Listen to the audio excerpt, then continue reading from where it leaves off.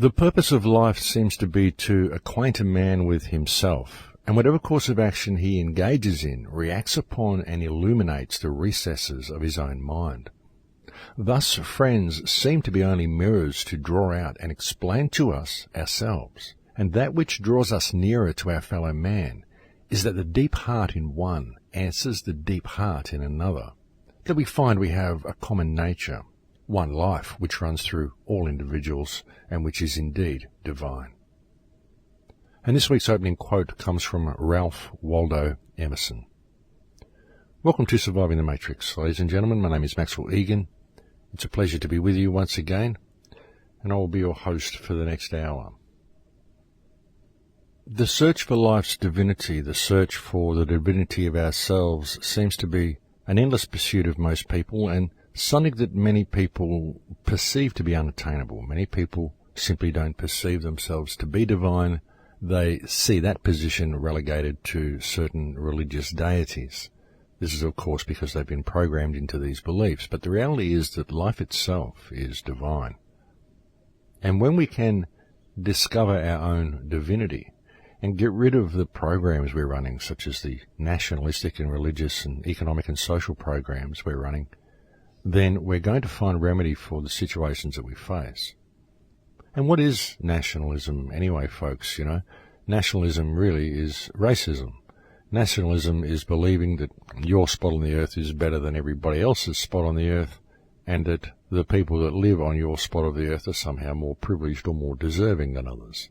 That's all nationalism is, folks. It's a form of bigotry, and it's certainly racism. And our problems really when looking at the world is the fact that we've divided the world into different countries and different races and different species and different economies and people with different ethnic idiosyncrasies, and we've forgotten that we're all really one human family. I mean, all the wars that we're fighting, folks, they're all unnecessary. What's going on in Palestine and Israel is completely unnecessary over the ownership of land which you can't possibly own. What's going on in Ukraine is completely unnecessary. Every war we've ever had on the planet has been completely and utterly unnecessary and has been a construct. It's all been created by politicians. It's all been created by banking cartels. It's been created by the people who manipulate things and run things and just drag the public along with them in whatever ridiculous harebrained scheme or depopulation agenda they may have. And it's easy to drag the public into supporting these things, folks. I mean, look at the Middle East as a perfect example. Look what happened in Iraq with this whole fake war they had over there and Al-Qaeda and all the threat and all the rubbish that they sold us. And then just as they're getting ready to pull the troops out, suddenly ISIS comes onto the scene and we've got to push more troops back in there and actually escalate the war that they claimed a couple of months before they were going to de-escalate. Now it's escalated massively right when they needed it. And this is simply because of public outcry, folks, because everybody wanted the war to stop. And they don't want the war to stop. They want it to keep going. So what they do is they get a new terrorist organization and inject a new threat into the area so they can push more troops into the area and continue depopulating the way they've been doing. Only now there is a huge public outcry to actually go in there and to escalate the war.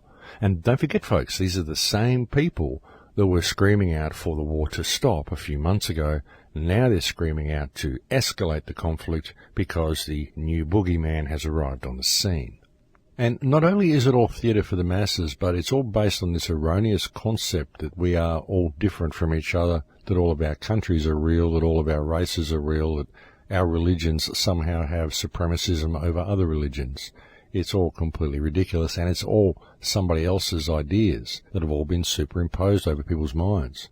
It doesn't matter what religion you belong to, it's somebody else's idea of reality that they've written down in a book and you've taken on as your reality. But what it's doing is preventing you from ever truly expressing the art of yourself and experiencing the world from your unique perspective, free from outside interference. And that's the thing, folks, is that all of these ideas are actually interference in your own perspective, because all of them are other people's versions of reality that you're taking on as your own. And think about it. What thoughts are you having? Are they your own thoughts, or are they the thoughts of someone else that you read in a book? If you believe in God, if you believe in an ultimate creator, what is your perspective of the creator? What is your relationship with the creator? What is your connection to the creator and your communication with the Creator? Is it yours? Or is it somebody else's? Is it somebody else's idea? Are the thoughts you're having about your connection to the Creator things that you have experienced and discovered for yourself on your own? Or are they somebody else's ideas that have been put into your mind so that now you believe that's what your connection would be? Because we all have our own connection, folks, and we don't need somebody else's idea to get in the way. I've had so many Muslims tell me that a lot of the teachings that I present to people sound like they come from the Quran, and they've told me that I should become a Muslim because my teachings are so much like Islam. And I say to them, well, if that's the case, and I know this without reading the Quran, then why do I need the Quran? And I've had many Christians come and tell me the same sort of things. Many teachings that I give, they sound like they're out of the Bible. Why don't I become a Christian? I say, well, if I've got this information without the book, why do I need the book? Because the book is somebody else's idea. And we all have our own connection to source. We all have our own connection to the mind of God, whatever you want to call it to be. I simply call it source. I call it the conscious universe or whatever. I mean, I firmly believe that the universe itself is conscious. I think the energy that makes up all matter is itself conscious. And I've gathered this perspective and I've formed this opinion through experiences that I've had on my own, not through anything that I've read in a book. And I've found that if I look at reality from this perspective, it becomes very easy to understand, and it becomes very easy to see how it's all about energy flow and how that energy flow is manipulated by people's belief in things such as nationalism and social and economic programs and religious programs that they're running. And again, folks, all of these things are other people's versions of reality. Imagine yourself being born on an island and there was no one to explain to you what reality was, or what your connection to the divine was, or what your connection to any ultimate creator was.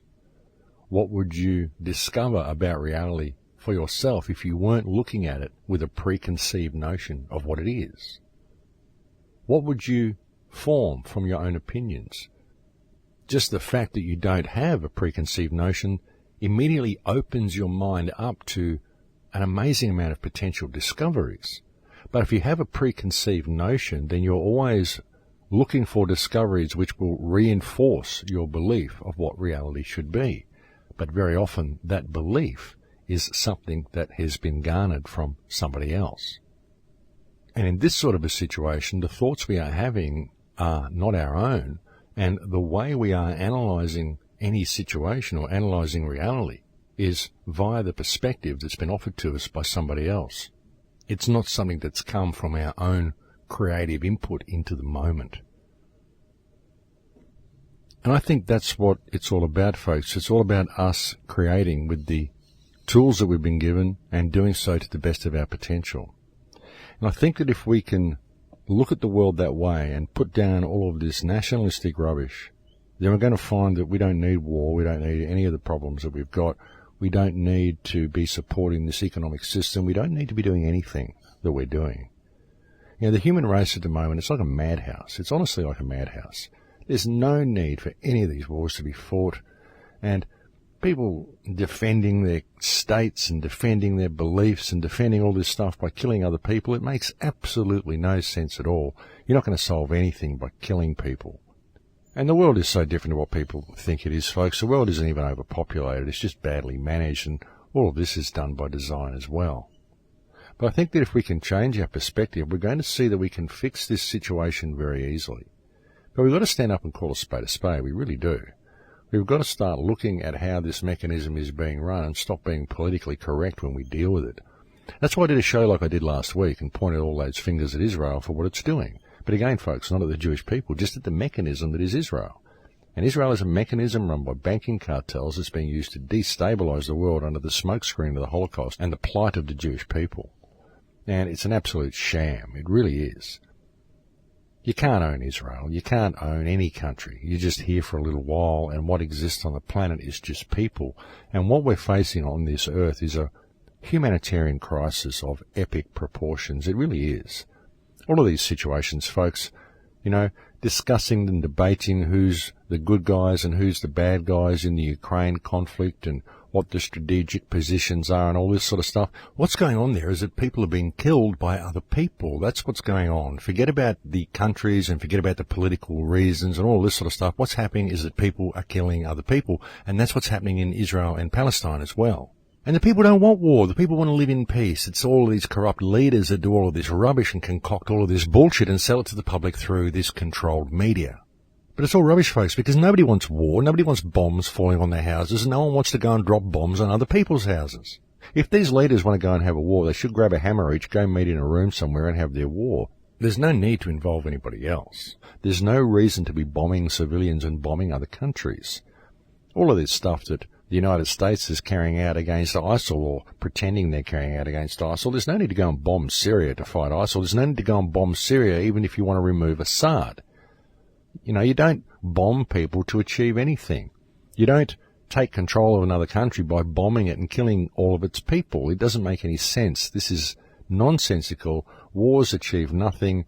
All they do is allow a night of wet dreams to sociopathic bankers and politicians. That's the only purpose wars serve. These people do them because they revel in death and bloodshed and control, and they just like to do bad stuff. And what we've got to do, folks, in order to combat it is realise that we don't have to actually do any of this.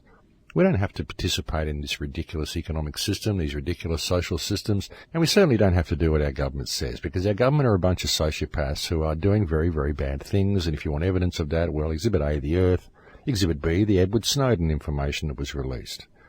Exhibit C, the information that's appeared on WikiLeaks. And all these people are debating whether these are good guys or bad guys. Forget about it, folks. Look at the information. The information indicates that we've got a bunch of sociopathic criminal scumbags running the country. And it's happening because we're disunited. We're following all of these social and religious and ethnic programs. We're forgetting that there's just one human family on this planet.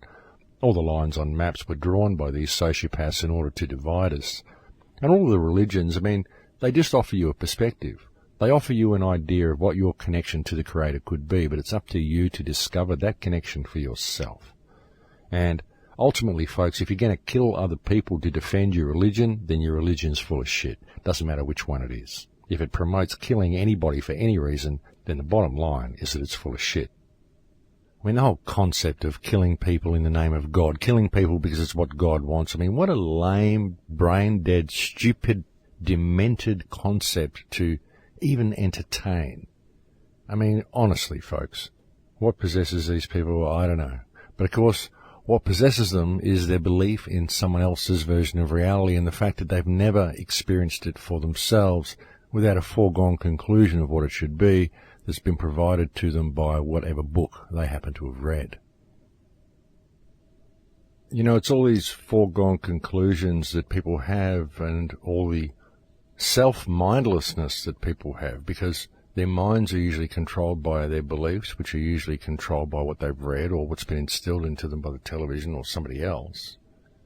It's all of these sorts of things that have created the problem, that have created the lack of humanity that we see, that has caused us to view all of these humanitarian crises around the planet as being political crises or economic crises, but they're not. They're humanitarian crises. The situation in Gaza, this is a humanitarian crisis of absolute epic proportions, like we've never seen in a so-called civilized country before. We've seen things like this where there's been starving millions that have been living in camps in places like Rwanda, but this is a city, this is a walled-in, besieged city that is suffering the most intense brutality and the most intense inhumanity and the most brutal collective punishment at the hands of Israel, while the international community remains blind because they view it as an issue between Israel and the Palestinians, when really what it is a humanitarian issue. It's people killing other people and torturing other people, torturing children in the case of Gaza Strip, mainly children in Gaza Strip. And this is happening because people are viewing things from a distorted perspective. They're viewing things from a religious or ethnic perspective rather than seeing it for what it is, which is a humanitarian crisis. And because it's such a blatant humanitarian crisis right in our faces, it's also a huge opportunity for the human race to step up to the plate. It really is, folks. It's a huge opportunity for the human race to rediscover their humanity by simply standing up, calling a spade, and seeing things for what they are and naming them for what they are. And forgetting all the rubbish and the disinformation and the lies that are fed to you by the media and the politicians, forgetting about the economy. It's not about the economy. The economy's fiction. To hell with the economy. It's a bunch of digits on the screen which is destroying our habitat and is essentially anti-life. So screw the economy. Forget all of these things, folks. We've got a humanitarian crisis on this planet that's happening because people aren't paying attention, mainly because they're running on the treadmill and have been given a distorted perspective of reality. They think countries and politics and currency and all this stuff is real. It's just fiction, folks. It's all fiction. And it's all designed to not only prevent you from being you, but also to prevent you from seeing the beauty in others. I mean, honestly, if people could see the beauty in themselves enough to see the beauty in others, then we wouldn't have any of these conflicts happening. And Gaza, folks. I mean, my God. Poor Gaza. Do not forget Gaza, folks. Who can get me into Gaza? Can anybody out there get me into Gaza? I've been trying to get into Gaza since October last year.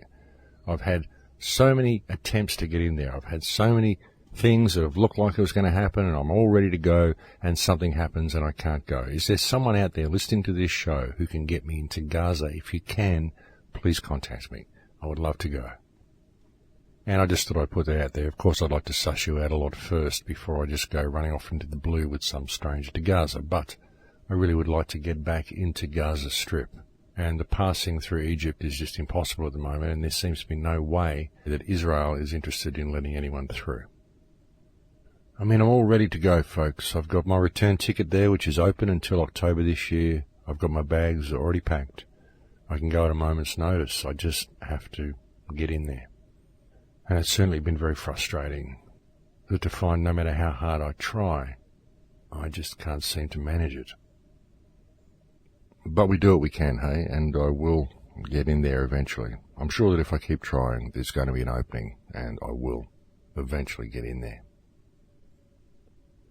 But honestly, folks, what we are facing on the world is a humanitarian crisis. It really is. All of these issues that we look at, all the problems that we face, we just don't seem to address them in the right way. We look at them from political or ethnic or economic perspectives. We look through the legal system for loopholes and remedies within the legal system, but we never really look at it from a human perspective. Sure, we might see people suffering and say, oh, this is terrible that these people are suffering, and then we look for loopholes and we look for legal avenues and we look for all this sort of stuff.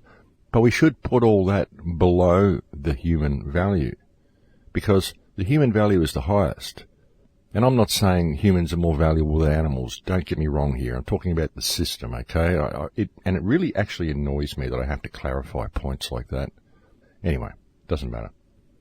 But what I'm trying to say here is that we need to put humanity back into the equation. If there's people that are suffering because of the system, because of economics, because of the social system, because of the economic system, because of the legal system, because of wars or whatever, if there are people suffering, then there's something terribly wrong.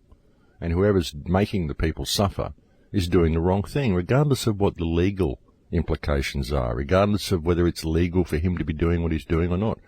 You know, people in Guantanamo Bay, folks, regardless of whether it's legal under military law for this to be done or not, it's completely and utterly irrelevant. If it is legal under military law for what's happening in Guantanamo Bay to occur, then the military law needs to be thrown in the bin straight away. It's as simple as that. Because it's a humanitarian issue. It's got nothing to do with legality or social issues or politics or this or that. What's happening in Guantanamo Bay is people are being tortured by other people. It's a humanitarian issue. What's happening in our countries with the austerity measures where people are becoming homeless in order to balance the books, what's happening is that people are suffering in order to support the economic model. So the economic model needs to be thrown in the bin. Now, this is the way we need to start looking at things, folks. The people must not suffer at the hands of the system and at the hands of their government. If they do, then the system and the government needs to be removed. It's as simple as that. And that's the situation that we've got. We've got a bunch of criminals running the planet that are making sure that everybody on the planet is suffering greatly. And it's going to continue to happen until we stand up and start calling a spade, folks. And that's only going to happen if we start looking at things from a humanitarian perspective. Because that is the issue. It's a humanitarian issue. All of these situations are humanitarian issues, whether it's war, whether it's homelessness, whether it's coal seam gas mining, whatever it is. It's all humanitarian issues. And even if you want to say, okay, well, humans aren't the top of the food chain, we need to protect the animals as well. Well, it's humanitarian to protect the animals. It's the humane thing to do. But you're not going to do that until you can get humanity to recognize themselves for what they are and see the beauty in themselves and realize that we have the power to change everything. We're the ones that created this whole mess, and we did. We created it, folks, through our own inaction, through our own apathy is how we created it. We just let these criminals run amok and do whatever they want to do because we believe that all the rubbish they write on pieces of paper is real. But it's not. It's just fiction. And we can still fix things if we choose to stand up and call a spade a spade. Now, if we choose to stand up and do the right thing, folks, we can still fix things. But if people are going to be politically correct and they're not going to stand up and speak the truth, then it's just going to continue to go downhill. And now's the time we have to do it, folks. Now is the time for you to stand up and be counted.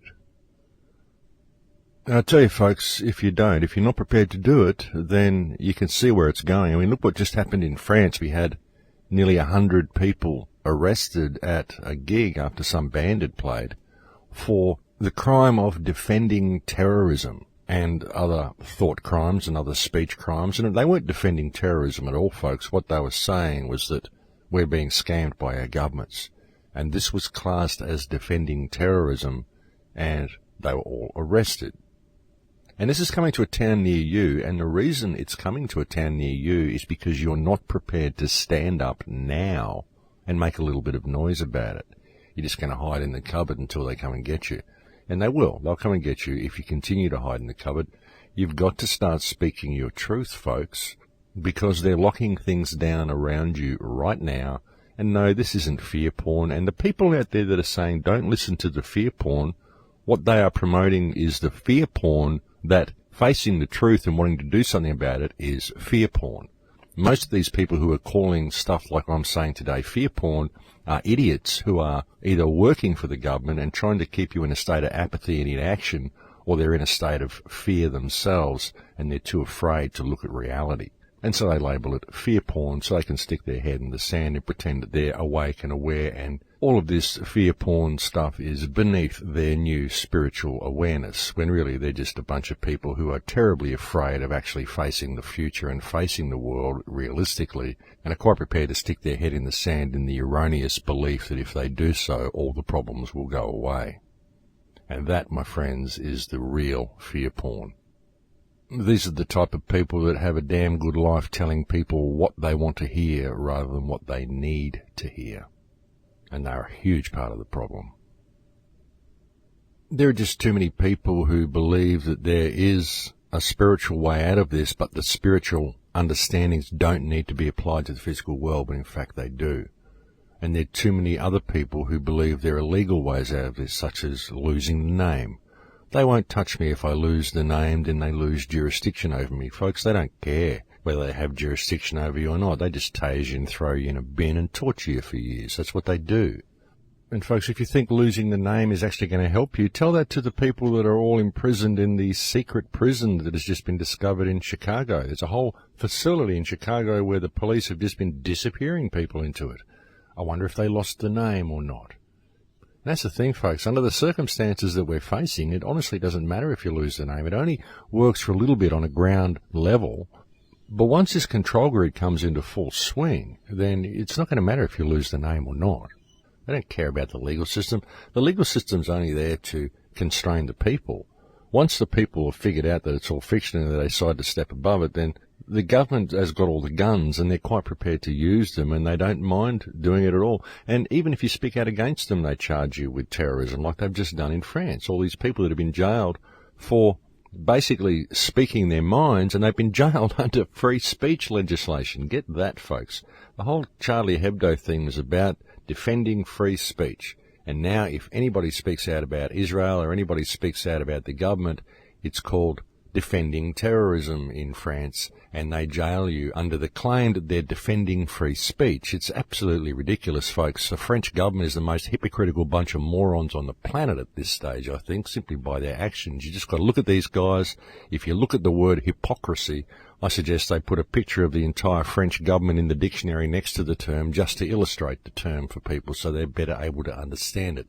Because by their own actions, the current French government has demonstrated themselves to quite possibly be the biggest bunch of hypocrites on the entire planet, and certainly the biggest bunch of hypocrites in all of Europe. And again, folks, this is coming to a town near you if you decide to keep your head in the sand and you decide to look at all of this as fear porn. And again, folks, what we are seeing here in France with all of this jailing of people for simply having an alternative view is a humanitarian situation, a humanitarian crisis now manifesting itself as an attack upon free speech by the governments of the people employed to manage their infrastructure and to ensure that they are safe and secure. And now these people are being jailed for simply thinking outside of the box and for asking questions. This is not acceptable, ladies and gentlemen. And if you're out there and you think it is acceptable because of this terrible terrorism threat, then you really need to open your eyes a little bit to reality and have a look around you at what's going on. And again, folks, the only way we're going to deal with it is realizing that what we're seeing unfold before us is a humanitarian situation, a humanitarian crisis on a global scale that is being wholly manipulated and wholly controlled by those who run our governments. That's where it's all coming from, folks, and we have to pay attention and stand up and call a spade a spade. We've got to stand up for what is right and what is good, and we've got to stand up for the moral perspective, folks, because if we don't, we're going to lose all of our rights. We're going to find ourselves locked down into a slavery system that we'll probably never be able to escape from. And it will have all happened due to our own inaction and our own belief that we need to be politically correct, our own fears of stepping into what we are, our own fears of ever stepping into our own power and realizing that we have the ability to change all of this if we simply stand up and do the right thing. And the right thing is to always stand by your moral compass and to call a spade a spade. You've got to realize that there are no people who have authority over you, ladies and gentlemen. We have authority over ourselves. That's the thing. And if we're obeying our moral compass and we're doing what is morally right in all that we do, then the government does not have a leg to stand on. But it's very difficult for anyone to do this on their own. We've seen the result of this as what we've seen with these people getting arrested in France. But that's because there was only 100 people. And the government and the media can spin this any way they want. But if the whole population wakes up to themselves and stands up and starts speaking the truth, then the government really has nowhere to go.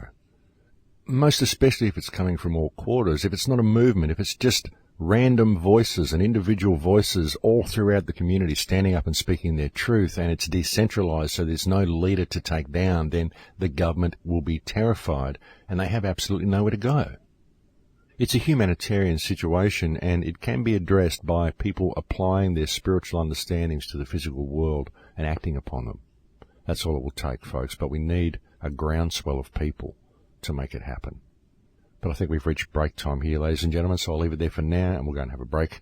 Thank you for joining me on the air today. It's always a pleasure to have your company, and I'll speak to you again in a few minutes. Thanks for listening.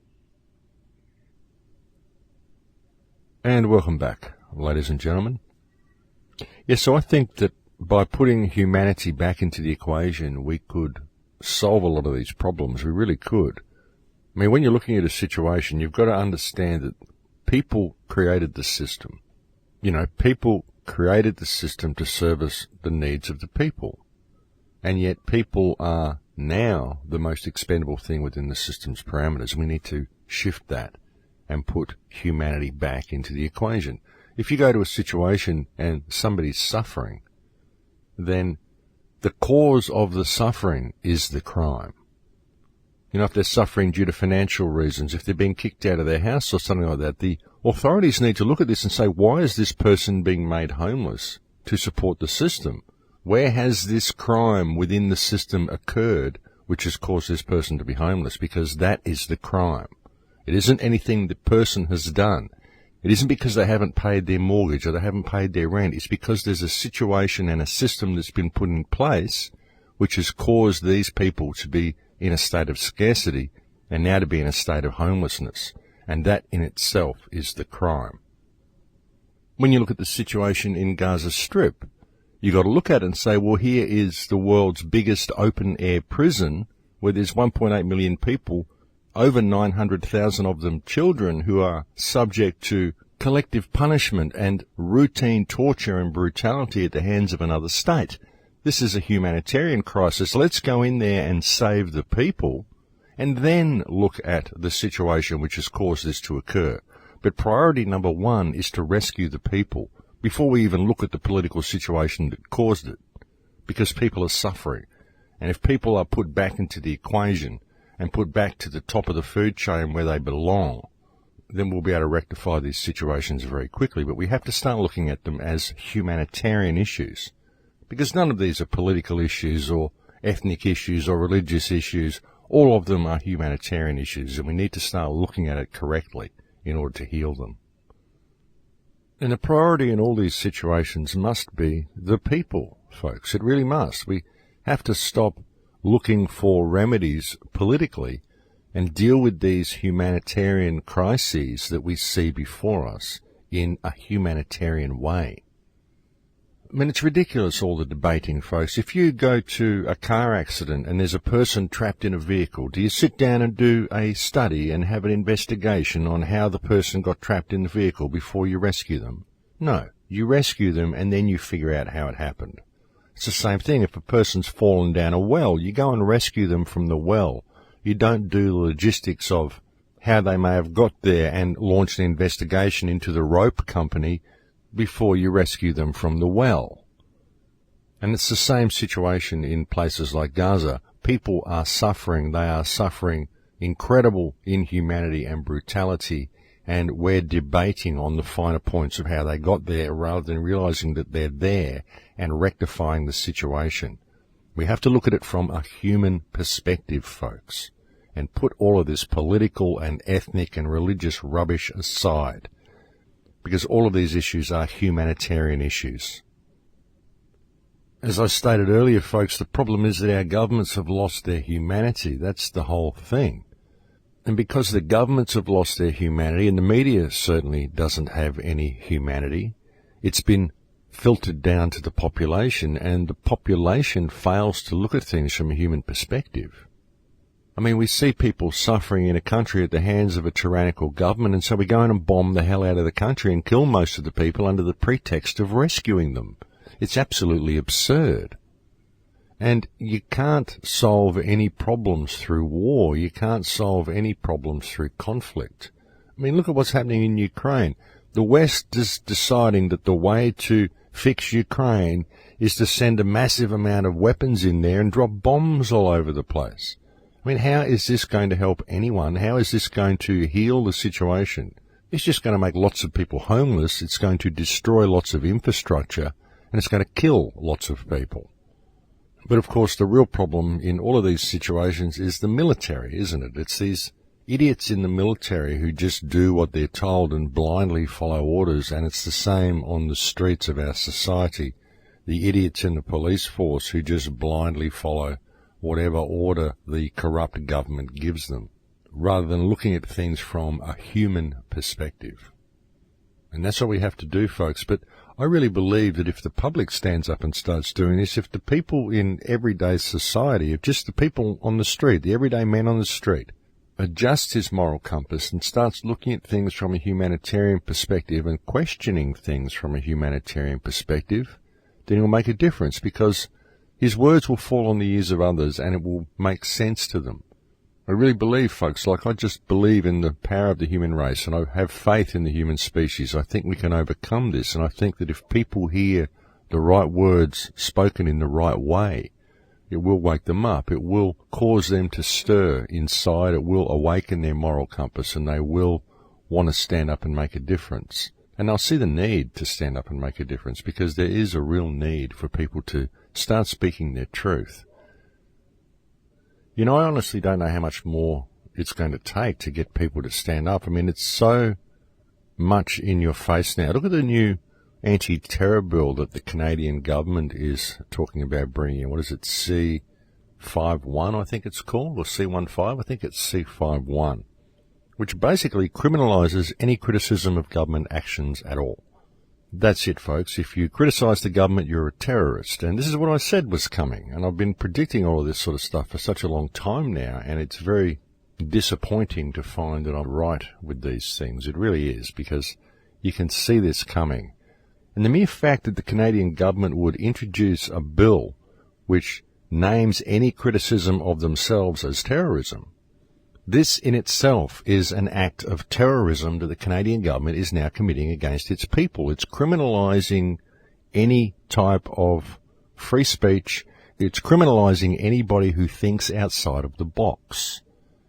And this spells a very, very dangerous time for the people of Canada, folks. You imagine living in a society where you are unable to question your government, and when questioning your government becomes a crime, it means that the government can do absolutely anything it wants, and if you question it, then you're a terrorist. The government can commit unbridled terrorism against its population like they're already doing. Emotional terrorism, psychological terrorism, financial terrorism, educational terrorism, social terrorism. Not to mention the terrorism they're waging against all of these countries in the Middle East. Not to mention things like the secret prison in Chicago that has recently been discovered. But what it means, folks, is that they can wage wholesale terrorism against their populace, and there's nothing you can do about it. And if you even question that type of terrorism, if you even question your children being stolen from you or your neighbours disappearing in the middle of the night, then you become a terrorist. You really want to live in a society like that, folks? Are you really going to let a government introduce legislation such as this under the pretext of keeping you safe, when the legislation itself is the most unsafe legislation ever been written and is an act of terrorism itself? That's the reality of the situation, folks. I mean, honestly, are you people actually going to let this happen? Because if you do, well, I'm sorry, but you probably deserve what you get, because this is just not acceptable. And the police, what are the police doing about this? Why haven't the police looked at this legislation and gone and arrested Stephen Harper and his entire government for treason against their nation? Because that's what they're doing. They've removed habeas corpus, basically, with this legislation, and habeas corpus is the cornerstone of democracy. If you don't have habeas corpus, then you have a dictatorship. And that's what we're getting in all of our Western countries. And it's happening because the people are brainwashed by the media and they're too scared to stand up and simply speak the truth. You know, the world has changed very dramatically in the last 12 months. Even in the last 8 or 10 months, it's changed very, very dramatically.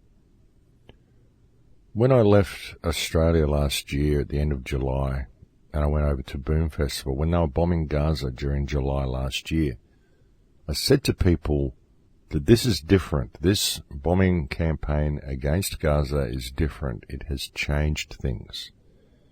What it's done is it's legalized domestic terrorism. It's legalized the use of weapons from hell against civilian populations. And it's shown the people of the West what our police and what our authorities are prepared to do and what sort of weapons they are prepared to use against people. I said to people that the attack on Gaza has taken things to the next level and that we're going to see a dramatic escalation in the control grid over the next 12 months. That's what I said in July last year. And that is exactly what we have seen since that time. The control grids that they're putting in place, they are really locking down right around the planet, folks, and they're doing so because they are scared at the amount of people that are waking up, the amount of people that are speaking out against government corruption, the amount of people that can see the state of Israel for what it is. They've really shot themselves in the foot with their actions, but again, we in the alternate media have very much pushed them towards what they're doing now as well, because they're doing it out of necessity. They're realizing how much the world is waking up, and they are taking steps to lock things down before it gets out of control. And you can just see the steps they're going to attempt to associate people such as myself, people who speak out against the government, and non-violent activists. You can see the steps they're going to try to associate non-violent activists with groups such as ISIS, to say that people such as myself are recruiting for ISIS, when of course nothing could be further from the truth. I mean, ISIS is Israel, ISIS is run by the West, ISIS is CIA, and its actions are only serving to bolster US foreign policy and support the Greater Israel Project. So there's no doubt that's who ISIS is. But just attempting to associate online activists and non-violent people who speak out against the government with violent terrorist organizations just shows the lengths that these liars in government and the liars in media are prepared to go to in an attempt to keep themselves safe and to shore up their control grid. And we're going to see a lot more of this, folks. We're going to see a lot more attacks being directed at online activism, because it is online activism that has really made a lot of difference. It's online activism that has really woken a lot of people up.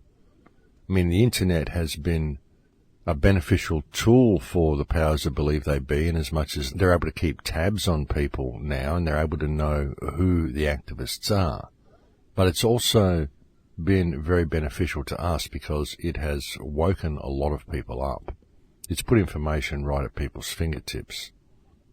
Unfortunately, it's also been used to distract a lot of people and to lead people off down blind alleys and down rabbit holes, but it still has served to awaken a lot of people. Unfortunately, we haven't yet seen the groundswell that I hope to see from the online community. Again, too many people have been siphoned off down other rabbit holes, down little rabbit holes of sovereign narcissism. People who believe that once they have a few legal tools, then suddenly they're free and they can sail off into the distance and ignore the rest of the world. And this has been a huge problem. If only these people had all united with a common cause and a common purpose and turned to face the system, we could have really made a difference by now. But there has been a lot of sovereign narcissism that's happened along the way, with a lot of so-called truthers and a lot of so-called awake people.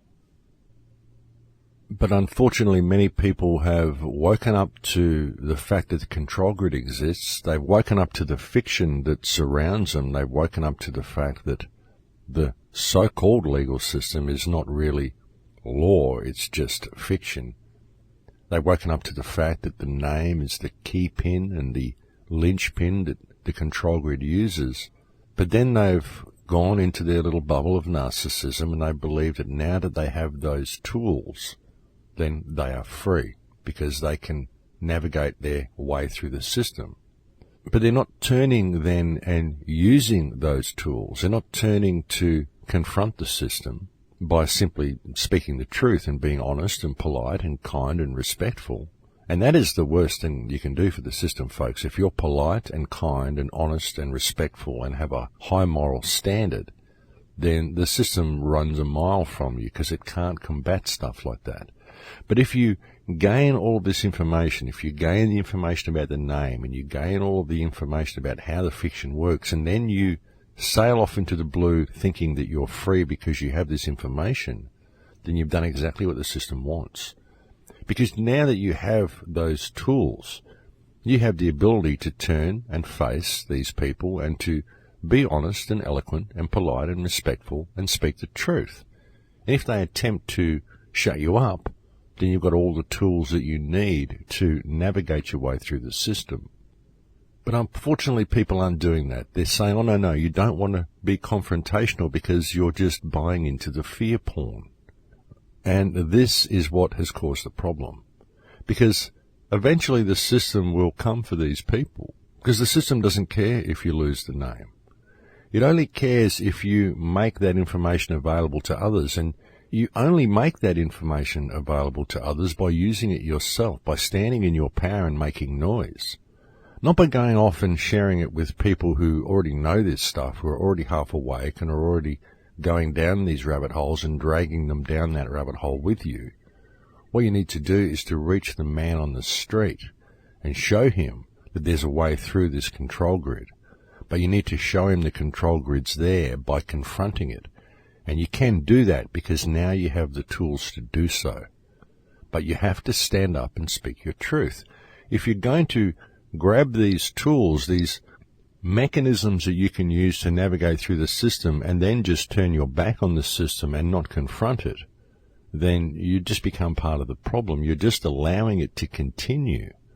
And the reason you even went down this rabbit hole to begin with and gained these understandings and gained all of these legal tools was because you could see the system for what it is. You could see that it's sailing off the cliff and dragging the whole world with it, and so you decided to step out of the system.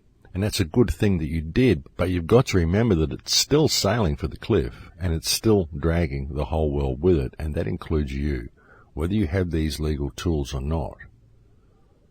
And the problem is people gain these legal tools and then they say, well, I'll use them if ever I need to. They don't realize that you need to use them now because the system is still sailing off the cliff. And once the control grid gets locked down, it won't matter if you lose the name, folks. It didn't matter to the people in Gaza if they lost the name. They didn't have a name to lose because they didn't have birth certificates to begin with. So it doesn't work, folks. Tell the people in Ukraine if it matters if they lose the name. Tell the people that are standing up against ISIS when ISIS comes to their towns whether it's okay if they lose the name. See, it doesn't work, folks. It only works if you are prepared to use it now while the system is still pretending that it respects law. Because the system doesn't respect law. The law is only there to control the people. It's not there to control those who work within the system.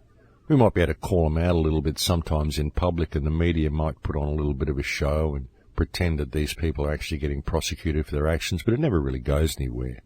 The legal system's there to constrain the population, not to give them any remedy. Even the whole name thing, the way they've got it all set up, yeah, this is simply a cataloguing system. This is simply how you run a business, folks.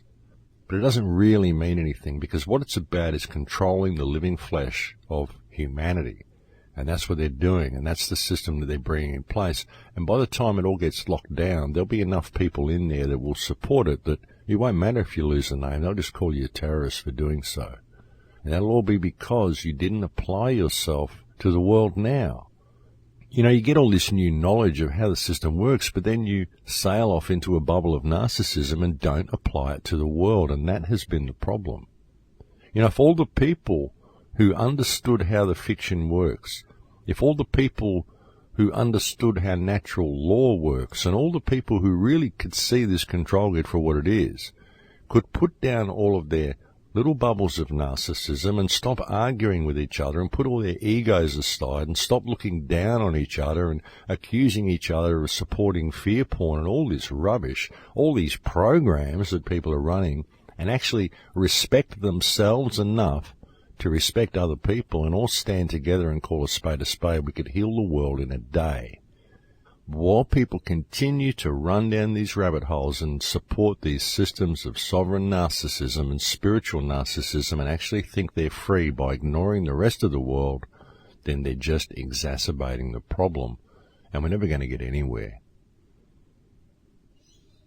You know, all the work we've done to expose the fiction and to find a way of navigating ourselves through the fiction, all the work we've done exposing all the rabbit holes we've gone down, the trust law rabbit hole, the sovereignty rabbit hole, the name rabbit hole, all of these rabbit holes we've gone down, everything that we've done, it's been a learning curve for everybody, and it's all served to expose the fiction. But if we don't apply it to the world now, while the system is still pretending that it obeys the law that it creates, then it's not going to work, because once the control grid locks down, then all of that stuff will be thrown out the window. It's only good if we use it now. And we have an opportunity to use it now, because at the moment the system still has to pretend to the general public that it actually cares about them. It has to pretend that it respects the law. It has to pretend that it's doing things in the public's best interest. And all of us out here who have the tools and know how to navigate our way through the system, we have a duty of care to the rest of the world to expose the system for what it is to these people. We have a duty to put this information to good use now, because now we have the opportunity to use it. But if we wait and wait and wait and continue to think that we're free just because we have this knowledge, then what we're going to find is that when it comes time to use it, it's not going to work. You have to use it now, folks. You've got to stand up and be counted now and make your voice heard and speak your truth, because that's what's needed. there's enough people out there now that have enough information to be able to expose the system for what it is in their own circle of influence. But if you've got this information and you're just looking for people who are on the same wavelength as you, and you're only sharing with the people that you know, but you're not making ripples in your community, then you're contributing to the system. You're contributing to the system by your simple choice to ignore the system. Because you can't ignore it, folks. We've got to stand up and make a difference while we still have the opportunity to do so. As I said, folks, all of this information and all this knowledge we've got, it's only going to work and it's only going to be viable for us to use it while the system is still maintaining some semblance of decency for the rest of the world. But when it gets down to the stage where any talk against the system is perceived to be terrorism, and you've got the general public kind of going along with this because the television has told them that it's the right thing to do, then it puts us in a very, very precarious situation. And people are going to look at this and they're going to look at the past and they're going to think, why didn't I act when I had the opportunity to do so? And it's important that people look at that now, because we're fast losing these opportunities, folks, and we will lose them if we don't put this knowledge to use now. And folks, we're being presented with every opportunity we've ever needed to do so. We have to act, we really do, and there are still people out there in the world who will listen to a sane and eloquent voice. And if you stand up and you speak the truth and you do it from the moral high ground and you do it in a public enough way, there are people who will listen. A lot of people in the world now know that there's something terribly wrong. They just don't know what it is. But they know things are not right. They know we can't go along the path that we're going, but they don't know how to change it. A lot of them just don't really see what the problem is because they've never really been given the tools that they've needed to view the world from the correct perspective. They've never been given the knowledge that they needed. They've never been privy to the information. And that's why you can make a difference. That's why we can all make a difference. But we have to do it now, folks. We've got to stand up and have our voices heard. This is a very, very significant year, ladies and gentlemen. I knew it was going to be a significant year. We are right on the knife edge at the moment, and humanity could go either way. And the more negative they make it, the more people are waking up, certainly. But if people are not prepared to stand up and speak, then it will all be for naught. And again, we've been given every opportunity to do so. Just look around you. Look at the legislation that they're bringing in all of our countries and see it for what it is. Because what it is an opportunity for you to stand up and question this legislation. It's an opportunity for you all to be able to rein your governments back under control by simply pointing out the obvious to the people in your community and pointing out the obvious to the government. Because when you point out the obvious to them in a public enough way and you say it in a common sense enough manner, then the government really has nowhere to go. And so that's why now is the time for people to make their voices heard. But I think we've just about reached the end of this show here, folks. It's very close to the end of the show. I will be bringing you some information on what I'm going to be doing with Full Circle Project soon. I've just got to get together with some people and have a meeting about it, and we've got a lot of things to discuss. I've really got to figure out what direction I want to take it because the world has changed a great deal in the last 12 months, but I'll be bringing you some information about that over the next few shows as well. But that is it for me, folks. Thank you very much for spending this time with me today. Thank you for those who continue to listen to the show after all these years. And thank you to those people who send me emails. It's always a pleasure to read your emails. I'm sorry I don't get to respond to them all, but do keep writing them because it is food for me, folks. I do love to hear what you have to say. Thank you again to anybody who has ever made a contribution to the website, thecrowhouse.com. But that is it for me, folks. I'll look forward to speaking to you again next week. Please take very good care until then.